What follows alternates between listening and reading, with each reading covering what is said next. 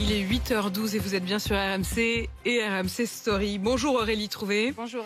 Vous êtes députée La France Insoumise de Seine-Saint-Denis. Merci d'avoir accepté mon invitation. Vous avez accepté la mienne. LFI n'a pas accepté celle du président de la République aujourd'hui. Je vous le confirme parce que tout simplement, il n'y a rien à en attendre. Il a très clairement dit jeudi soir qu'il ne reconnaissait aucune erreur de politique. Qu'il voulait continuer grosso modo la même politique qu'avant, qui a fait tant souffrir les Français, qu'il n'était pas prêt à respecter le vote des Français du mois de juillet, c'est-à-dire un vote qui a porté comme première force de l'Assemblée nationale le nouveau Front populaire.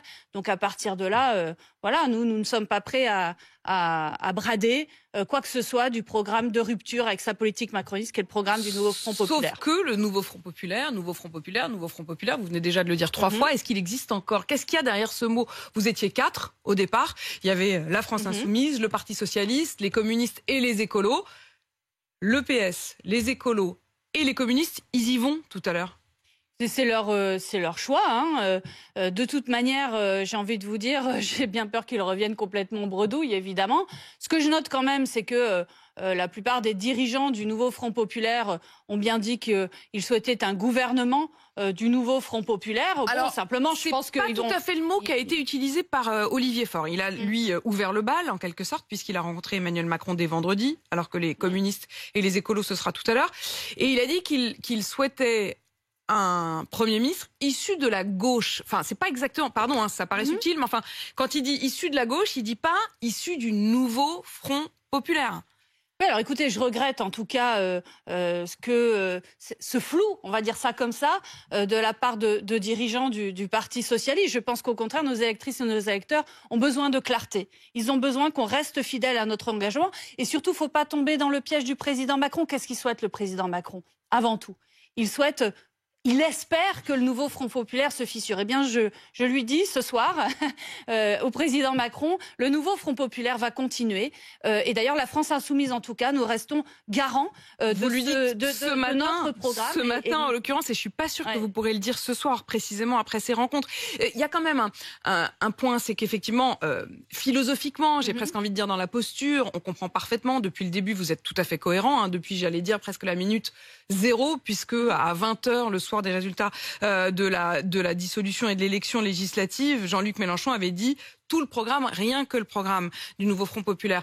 À cela, certains issus des rangs de la gauche, comme Cécile Duflot par exemple, disent en fait on aurait bien aimé dans l'absolu, mais ça n'est pas réaliste. Et il considère, Cécile Duflot le dit, que LFI a acté, a refusé de participer à une sorte de grande coalition, qu'il faut en prendre acte et qu'il faut donc que ceux qui souhaitent gouverner aillent tout de même à ces rencontres. D'abord, je ne suis pas d'accord avec Cécile Duflot, qui d'ailleurs était une ministre sous François Hollande. Hein.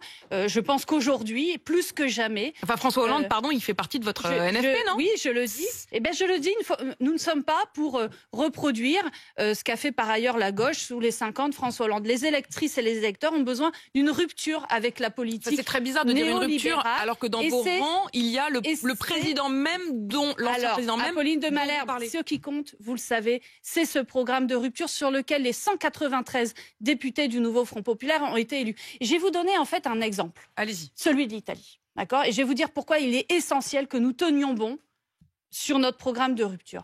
En Italie, il y a eu un gouvernement technique en 2021-2022. Vous vous souvenez, Draghi. D'accord? Et en fait, au moment de ce gouvernement technique, il n'y a pas eu d'opposition réelle de gauche.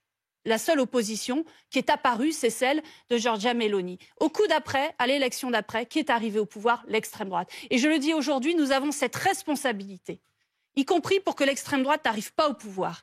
Nous avons cette responsabilité d'être une réelle alternative, une réelle rupture par rapport à la politique d'Emmanuel Macron. Pourquoi pas pour le plaisir, mais pour empêcher que se poursuivent les souffrances des Français. Je vais vous donner encore un autre chiffre.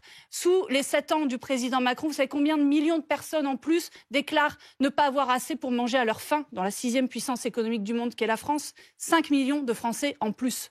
Un Français sur 6 qui aujourd'hui déclare « j'ai pas assez pour manger à ma faim, alors que les milliardaires, il y en a 2 fois plus qu'il y a 7 ans. Voilà le résultat. Et on se souvient, Aurélie Trouvé, que une des premières promesses d'Emmanuel Macron, c'était que à la fin de son mandat, plus aucun Français ne dormirait dans la rue. Et voilà, vous voyez bien que, de ce point de vue-là, ça n'est pas arrivé. Voilà. Aurélie Trouvé, il y a une question très importante aussi qui se pose pour les Français aujourd'hui, c'est que le budget est tombé. Oui. En attendant éventuellement d'en trouver un autre, il y a une loi spéciale qui est prête. C'est ce que dit le ministre du Budget ce matin.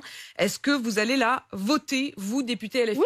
Nous la voterons bien entendu. Je veux le dire aussi, beaucoup de mensonges ont été proférés sur les plateaux de la part notamment des responsables macronistes. Bien entendu, il y aura une continuité à minima du budget 2024. Et je vais vous dire, par contre, là, quelque part, pour répondre aux inquiétudes éventuelles des Français, certains s'inquiètent, je leur dis aussi que grâce à la motion de censure, grâce au fait qu'on ait renversé ce gouvernement, eh bien au 1er janvier, par exemple, les retraités ne verront pas leur pension de retraite diminuer. Ils ne verront pas leurs médicaments ou leurs consultations publiques déremboursées. Ce que portait ce budget 2025, évidemment, d'entreprendre en application, à l'inverse, Aurélie Trouvé, le seuil, s'il n'y a pas, il y a encore 6 mois, mais s'il n'y avait pas de nouveau budget avant mai-juin, c'est-à-dire au moment de la déclaration, les seuils des impôts mécaniquement feraient payer plus d'impôts aux plus modestes. J'espère bien que d'ici là, nous aurons un nouveau budget. Il va se passer d'ailleurs beaucoup de choses et je finis là-dessus aussi. Oui, c'est clair qu'aujourd'hui, pour moi, il reste 2 options, président Macron. Respecter le vote des Français, faire en sorte que ce soit le gouvernement du nouveau Front populaire et son programme qui soit présenté à l'Assemblée nationale ou, il faudra qu'il parte. Merci beaucoup Aurélie Trouvé d'avoir pris le temps de venir ce matin en cette journée politique encore extrêmement instable.